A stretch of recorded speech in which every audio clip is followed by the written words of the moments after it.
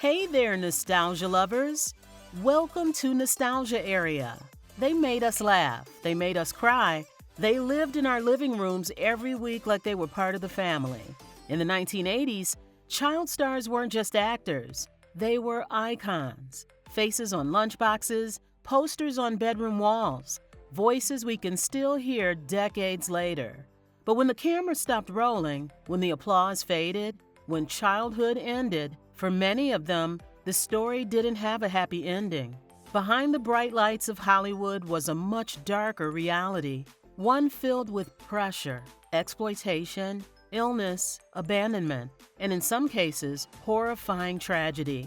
Today, we're looking at 5 80s child stars whose lives after fame became heartbreaking cautionary tales. This isn't gossip.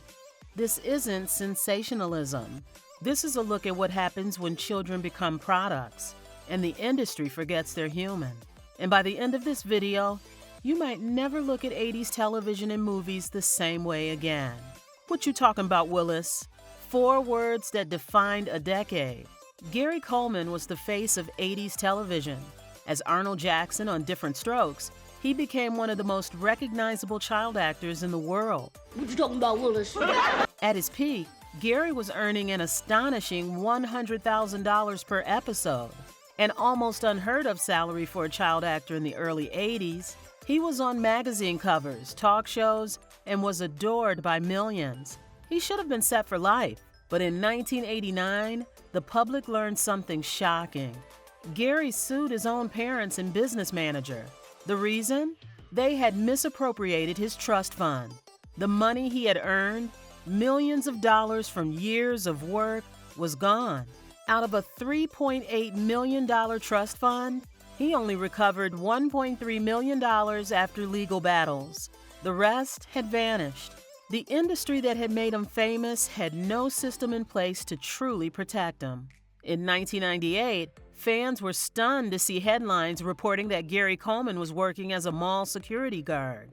The same child who once commanded 6 figures per episode was now trying to live a normal life far removed from Hollywood. Years later, in 2010, Gary died at just 42 years old from a brain hemorrhage after a fall at his home. We remember Gary Coleman tonight, the one-time child TV star whose adult life was so tragic, died today after suffering a brain hemorrhage. The boy who had made America laugh spent his adult life fighting financial instability, health issues, and the weight of a childhood that had been exploited. At the end of the day, the industry that loved him didn't protect his future. Dana Plato played Kimberly Drummond, the sweet, smiling daughter that America adored. She was the picture of 80s innocence, blonde hair, bright smile, a staple of family TV. But behind the scenes, her story was already beginning to fracture. In 1984, Dana became pregnant.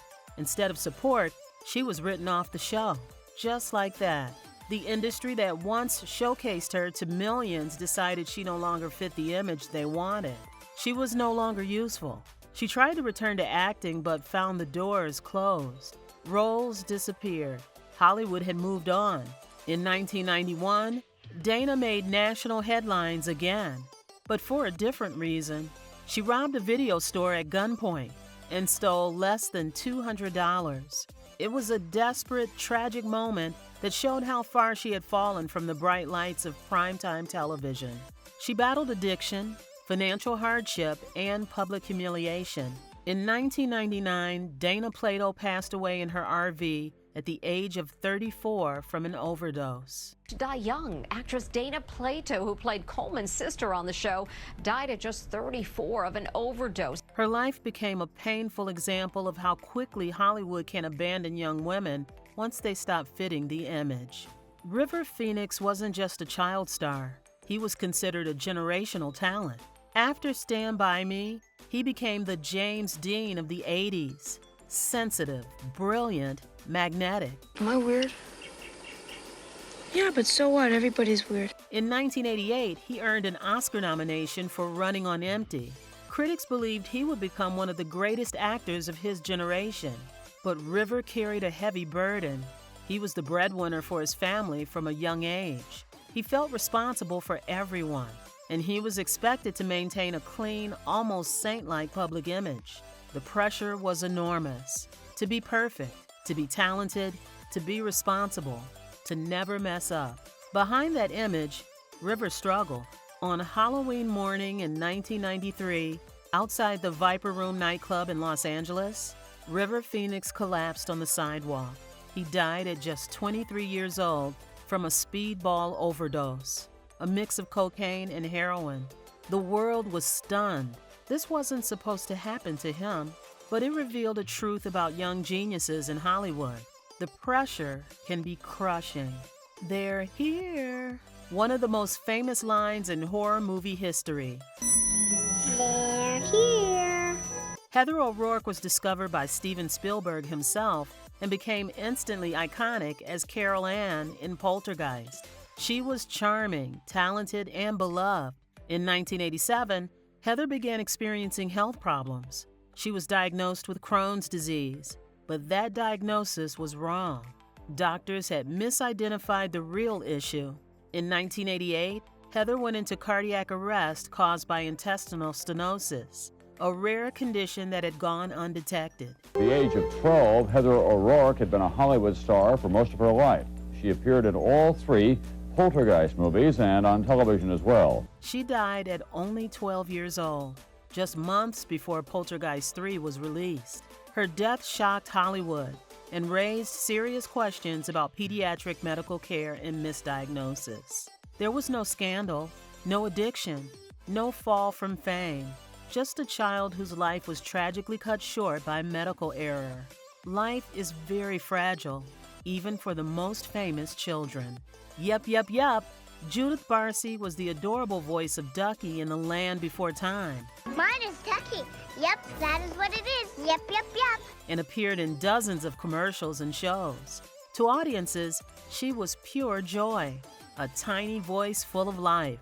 But behind the scenes, Judith lived in fear. Her father was violently abusive.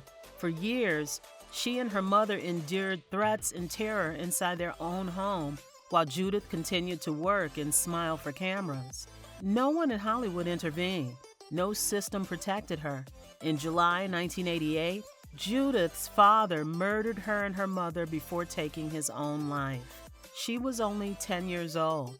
Her final performance as Ducky was released after her death.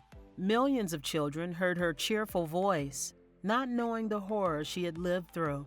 Sometimes, darkness can hide behind the brightest smiles. These weren't just actors, they were children.